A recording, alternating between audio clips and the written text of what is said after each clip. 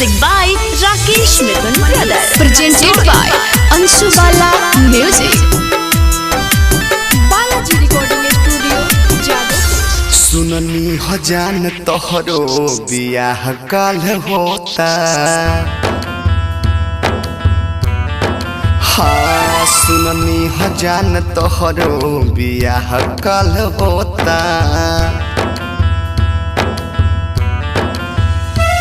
दुआरा बारात आई कल हो जाई विदाई। दुआरा बारात आई कल हो जाई विदाई।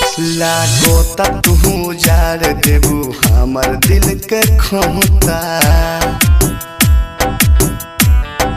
हाँ सुननी हजान तोहरो बियाह काल होता।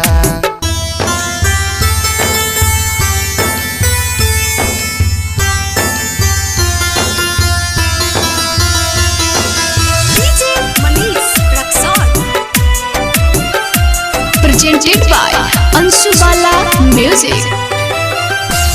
बड़ी याद आवतावे मिलल करहत खाने। अब कैसे कटी जिंदगी भगवान जान जाने।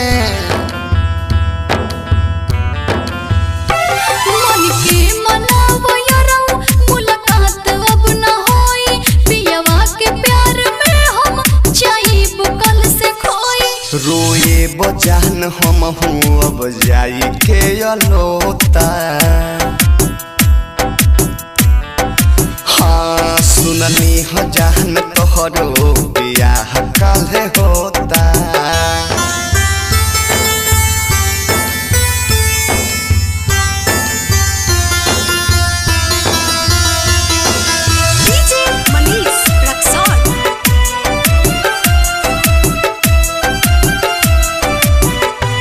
Presented by Anshubala Music. राजधानी भाई अपन यार के संगे लायब।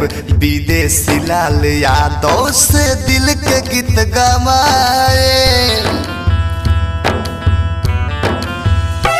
ससुरा में नाही कबो तोहरा के हम बोलाए। पियवे के संगे अपन हम जिंदगी बिताए। दूर के सबे दर्द लिखे दर्द दिल में होता। हाँ सुननी हजान तोहरो बियाह काल्हे होता। दुआरा बारात आई कल हो जाई विदाई।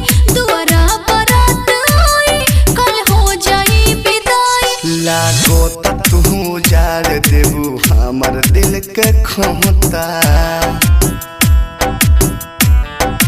हाँ सुननी हजान तोहरो बियाह काल होता। Balaji Recording Studio, Jadavpur.